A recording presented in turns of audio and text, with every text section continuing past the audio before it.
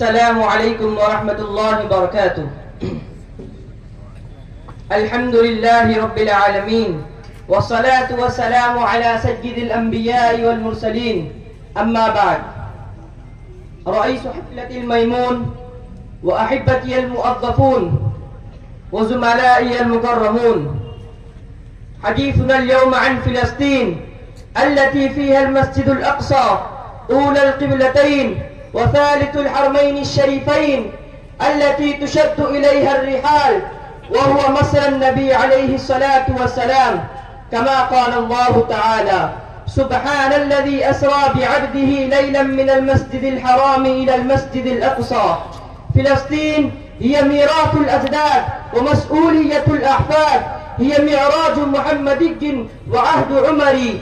أيها الأحبة، فلسطين التي يدمى جرحها كل يوم، ولقد أتى على مسلمي فلسطين قرابة قرن من الزمان مرابطين في الثغور، مدافعين بأموالهم وأرواحهم عن البلاد المقدسة التي كتب تاريخها بدماء الصحابة وأتباعهم المجاهدين. تتابعت حكومات الإسلام في أرضها، وتعالت رايات الإيمان في ساحاتها. حاول الصليبيون كسرها فجاسوا خلال الديار، لكن المسلمون وقفوا لهم بالمرصاد. كان العلماء يعدونهم على الجهاد، وكان الأغنياء يبذلون أموالهم في الأعداد، وكان الحكام يقودون المجاهدين لنصرة دين رب العباد.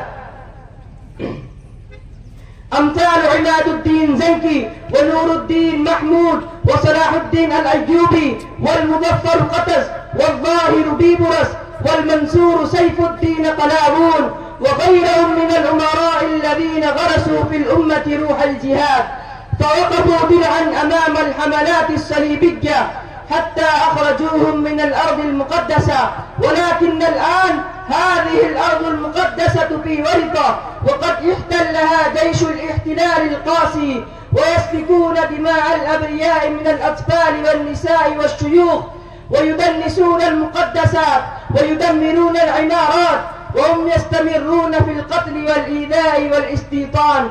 ومع ذلك فإن هؤلاء الضعفاء يقفون في المعركة ويقاتلون بأسلحة مكسورة ويضحون بحياتهم الضعيفة.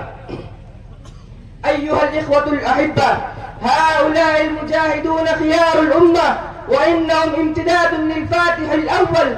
أول من فتح فلسطين هو محمد صلى الله عليه وسلم، حين أسرى الله به من المسجد الحرام إلى المسجد الأقصى، وأما في مقدسها الأنبياء عليهم السلام.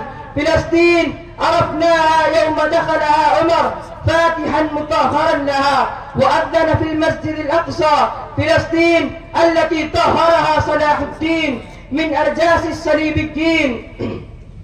فلسطين التي نعرفها رفضت عصابات يهود ورفضت الاستسلام. فلسطين هي امتداد للشيخ عز الدين القسام رحمه الله، والشيخ المجاهد فرحان السعدي الذي شنق وهو في 75 من عمره. فلسطين امتداد لعبد القادر الحسيني رحمه الله الذي استشهد في معركة القسطل، والمجاهد أمين الحسيني رحمه الله. فلسطين هي بلد أحمد ياسين وعبد العزيز الرنتيسي وغيرهم من العلماء والمجاهدين. إن فلسطين ليست وطنا بلا شعب حتى تعطى لشعب بلا وطن. فلسطين اشتريناها بأغلى ثمن، وهو الدم. دم من؟ دم الصحابة، دم التابعين، دم المجاهدين. هذا الثمن لا يقارن بكنوز الدنيا. إنهم إن طلبوا صلحا فإنما الصلح عندما يشعرون بالهزيمة ويشعرون بالقهر. فقضية فلسطين يا إخواني هي قضية جميع المسلمين، قضية كشفت عيوبنا وبينت خللنا تناقضنا، قضية مسيرية ارتبطت بها كل القضايا الأخرى. إخواني في الله، فلا مقاومة للصهاينة اليهود إلا بالقتال وبإخراج جنود الاحتلال. عندما رفعت راية الجهاد في فلسطين على أيدي قلة من المجاهدين بدأت قوائم القتلى تتصاعد في أوساط اليهود، وأخذ الأمن ينحسر، والهجرة اليهودية تتراجع. أيها المسلمون، إننا بحاجة إلى مراجعة للوضع وإصلاح للحال. إن الله لا يغير ما بقوم حتى يغيروا ما بأنفسهم، فكيف يكون النسل ونحن نرى الجبن في النفوس؟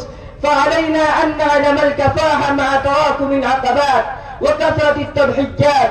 أقول قولي هذا، أستغفر الله العظيم، وآخر دعوانا أن الحمد لله رب العالمين.